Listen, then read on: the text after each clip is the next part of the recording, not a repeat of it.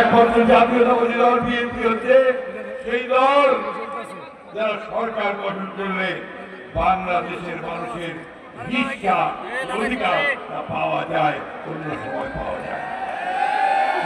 বন্ধুগণ, তাই আমাদের দায়িত্ব কি? আমাদের দায়িত্ব হচ্ছে আজকে আন্দোলনকে চাঙ্গা করে রাখা, সারা বিশ্বে এই বার্তা পৌঁছে দেওয়া যে বাংলাদেশের মানুষ এই পদ্মা নদী, গঙ্গা, যেটা ভারত থেকে আন্তর্জাতিক নদী, এটা আন্তর্জাতিক আইন হিসেবে সকল হিস্সা, সঠিক হিস্সা আমাদের পাওয়া, আমাদের অধিকার, দয়া নয়। আমরা যখন তিস্তা বাঁচাও আন্দোলন শুরু করি তখন আমরা বলেছিলাম কুন্ঠে বাহে যাবে সবাই, এইসব আমরা তিস্তা বাঁচাই। আজকে ঠিক একইভাবে ভাই আজকে পদ্মা বাঁচায়। ঠিক আছে, ঠিক আছে, আছেন সবাই, আনন্দের পিছিয়ে আছে। চাঁপাই নবাবগঞ্জ, রাজশাহী, নওগাঁ, নাটোর, পাবনা সব মানুষরা তার পিছনে আছে। আজকে একটা কথা আপনাদের বলেছেন, গঙ্গা ব্যারেজের কথা, তাই না? এটা যে গঙ্গা নদীতে, এই পদ্মা নদীর ইন্ডিয়ার ওই পারে, এটাকে বলে আপনার গঙ্গা, ইংরেজি বলে গ্যাঞ্জেস। এটা দীর্ঘকাল ধরে হিমালয় থেকে হাজার হাজার বছর ধরে অববাহিকায় নেমে এসেছে, ২,৫০০ কিলোমিটার দৈর্ঘ্য এই নদী। এই নদীতে বাঁধ দিয়ে আমরা বিকল্প কি করতে পারি?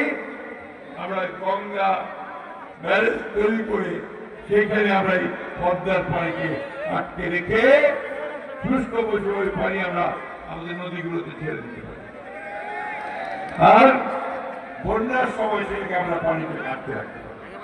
এই প্রকল্প যদি আমরা করতে পারি তাহলে ইনশাআল্লাহ বাংলাদেশের দক্ষিণাঞ্চলের, উত্তরাঞ্চলের জেলাগুলো দুঃখ অনেকটা কমে যাবে। কথাটা তারেক রহমান সাহেব সঠিক উৎপত্তি করেছেন। এই জন্যই আজকে হারুন ভাইকে দায়িত্ব দিয়ে দিয়েছেন। আমি ধন্যবাদ জানাই যে আজকে হারুন সাহেব এই আন্দোলন শুরু করলেন। ইনশাআল্লাহ এই আন্দোলন চলবে যতক্ষণ না আমরা পঞ্চায়েত ন্যায্য হিসা পাবো, পানি ন্যায্য হিসা পাবো এবং গঙ্গা বাঁধ নির্মাণ করতে পারবো। বন্ধুগণ, আজকে একটি কঠিন সময় পার।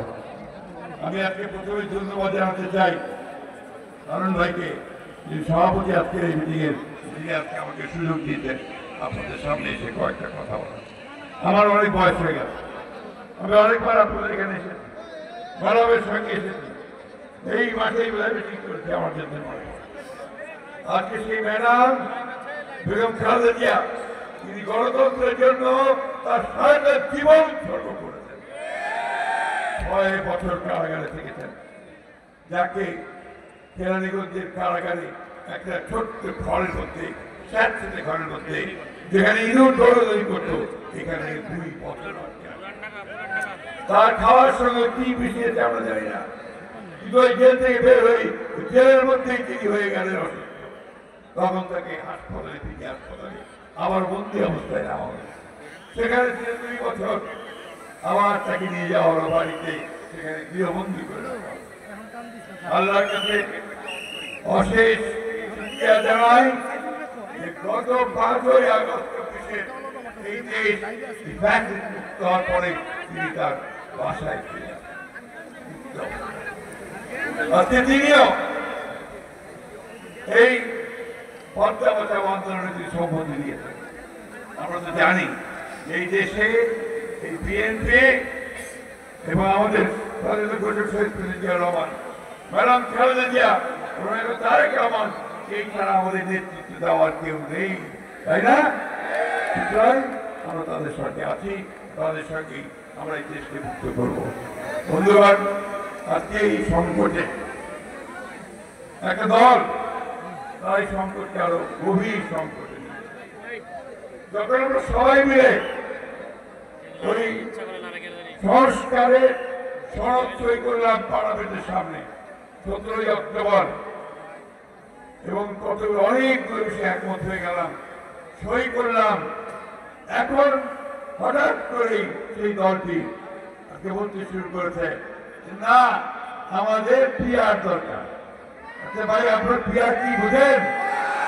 পিয়ার বোঝেন? একটু জানা শোনার চেষ্টা করলাম, বলে প্রপোর্শনাল রিপ্রেজেন্টেশন, ইংরেজি শব্দ।